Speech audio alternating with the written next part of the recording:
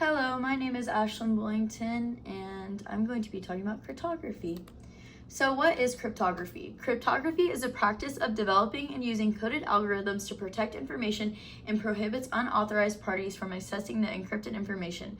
Its purpose is to protect data integrity, confidentiality, and authenticity, and it is seen increasingly with the usage in technology and overall social media where people's private information is needed to be secured, and overall just helps in communication.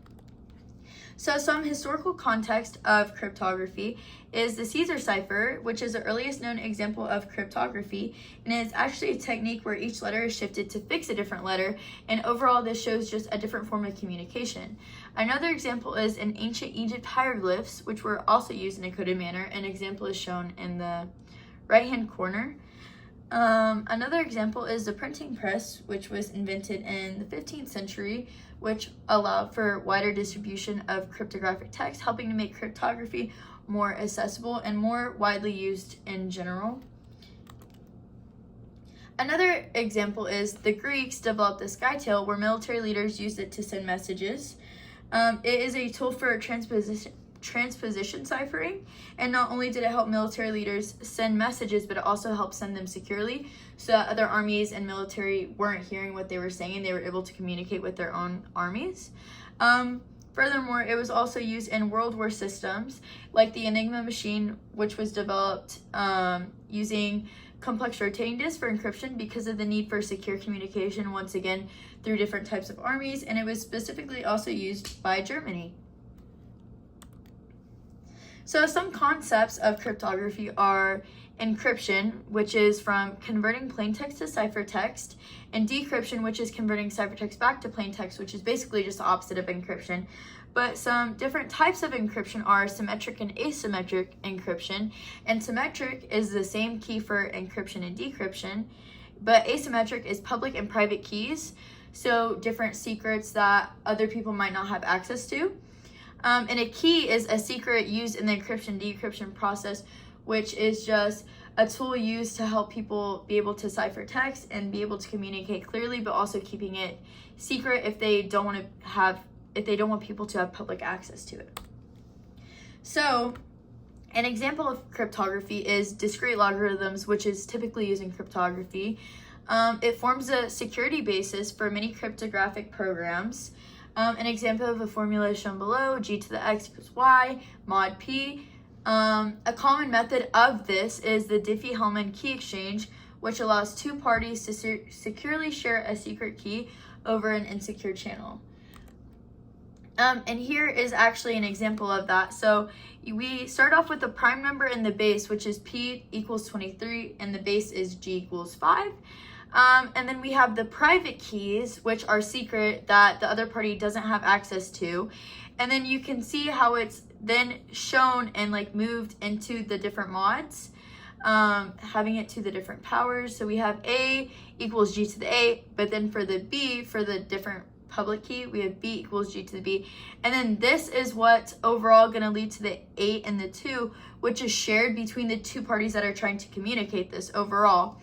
And then this then leads to mod 23 equaling 13 for both parties, which equals the shared quote-unquote secret, which is used for encryption communication that both parties have access to, so that they're both aware of what each other is communicating to each other, but they also have their own secret codes that they use that they're aware of, so that makes communication easier, and it also helps with just overall communicating with the other party, but also keeping their different information encrypted and their data secure. So a Fibonacci sequence is also a common math term, which is also used in cryptography. It helps to generate random keys and can be used in random number generators, which unpredictability makes it useful in cryptography. Overall, it just can spew out random numbers, and cryptography, it helps secure the information, because whenever people are trying to encrypt data, they don't want people to have easy access to it. So by having the random number generators, it helps to keep that data secure so that people can't easily guess the different numbers. And another example of the Fibonacci sequence, which we use in everyday life, we are actually starting to learn series and sequences in Cal 2 right now, which helped me to think of this. So here's an example of a Fibonacci sequence. So we start off with f of 0 equals 0 and f of 1 equals 1. So we're trying to find f of 2, f of 3, f of 4, f of 5, etc. So basically what you're doing is each number is a sum of the previous two numbers. So for f of 2, in order to get that, we get f of 1 and f of 0, which is 1 plus 0, and that equals 1. So then furthermore, to find f of 3, we find f of 2 and f of 1, which is 1 plus 1 equals 2. And then it can be shown further and further on. It's overall just a pattern of numbers that helps to lead into different sequences. So some modern uses of cryptography are protecting banker information such as bank statements, credit cards, etc. Just e-commerce and trade, secure transactions. Whenever we buy something on the internet, we don't want everybody to have access to our information, so it helps secure that. Data encryption for social media websites and messaging apps such as Facebook, Instagram, WhatsApp, allowing your information to not be leaked or just spread out publicly and being able to keep that private. It's also used in healthcare to safeguard patient data such as medical records and treatments. Because of HIPAA, people's information can't just be posted online. So it helps to keep that confidential and to help the patients know that their information is safe and secure. And two-factor authentication, which is commonly used in a lot of social media and data usage now. It helps to make sure that your whatever website or email or whatever you have that you're trying to keep safe, you have to go through a second authentication to go through, whether it's like sending a different text message or phone call or having a code pop up on your phone to make sure that it's you trying to get access to the information, not somebody who has your password who's just trying to get in.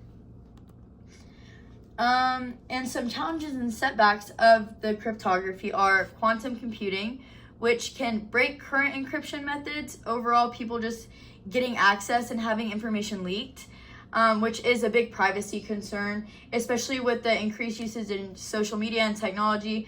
A lot of people's information is stored in different, just such as iCloud, just different programs and systems that we use. A lot of private information is stored there and downloaded, so we don't want all that for everybody to have public access to it, because certain documents and stuff might not be public record that people want to see and could hold a lot of just important information.